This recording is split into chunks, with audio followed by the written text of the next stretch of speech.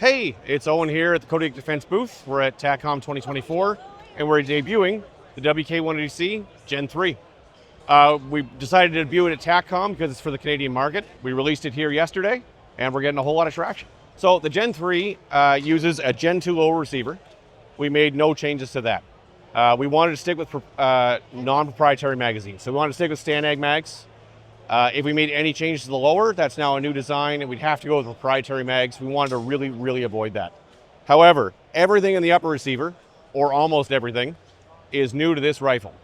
We took the input for the last 2 years, for the first 2 years that we had the Gen 2 in the market. We ran it through our design shop for about a year, and we are ready to bring the Gen 3 to market. So with a complete new redesign, everything in this upper is different. The only things that remain constant to the Gen 2 or back to the Gen 1 will be the bolt in the bolt carrier and the guide rods and springs. But if you look at the broken down parts, you'll see a wild difference. Everything from the gas piston to the carrier itself to the handguard in the upper is new with this rifle. We started with the gas system, that being the part that was most likely to fail in the Gen 2. It is now a 3-piece piston with a gas regulator that is adjustable. The gas regulator has 3 settings. You can either turn it off all the way, useful for zeroing. The normal position, number 1, your normal shooting. There is an adverse position. I've never found a reason to need it, but it's there. It comes with a muzzle brake that we designed. The handguard is no longer held in by the 8 screws that people love to hate. It now is a clamp style design, 2 cross bolts that secure into the barrel nut. Raised the Picatinny rail on it. Well, it was a very smooth, small amount of sights that had interference with the rail on the Gen 1 and Gen 2. We wanted 100% of sights that were to Picatinny to be able to be mounted on this rifle. Well, we were doing that with the upper receiver.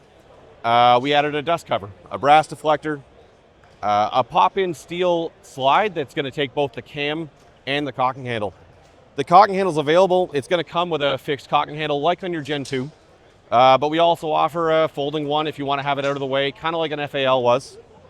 Or you can swap out the steel insert and you can go back to a reciprocating bolt if you want to. Your bolt carrier is already machined to accept that cocking handle. Using the Zukov stock from Magpul, it is still adjustable for length of pull, but it folds out of the way nicely for transport. It holds in place fairly well, although it doesn't lock. I wouldn't shoot it in this configuration, though you can, we've tried it, but you're gonna run into some stoppages like stovepipes. Flipping it back open, it's a pretty rugged sight, stock. It's not gonna move on you. I like it a lot, actually, this one. Future models will be released in the same way the Gen 2 was, with an AR stock. So you can go that way if you want. The first few hundred we're putting out are with the Zukov stock. So we're really excited about this. We are showing it here for the first time today. We should be seeing these in stores in the next 2 to 6 weeks, although that is a soft number. Things could change. The MSRP on this is around $18.99. Your local retailer may sell it for a little bit more, a little bit less. Shipping costs to Vancouver are probably a bit more expensive than they are to London, Ontario.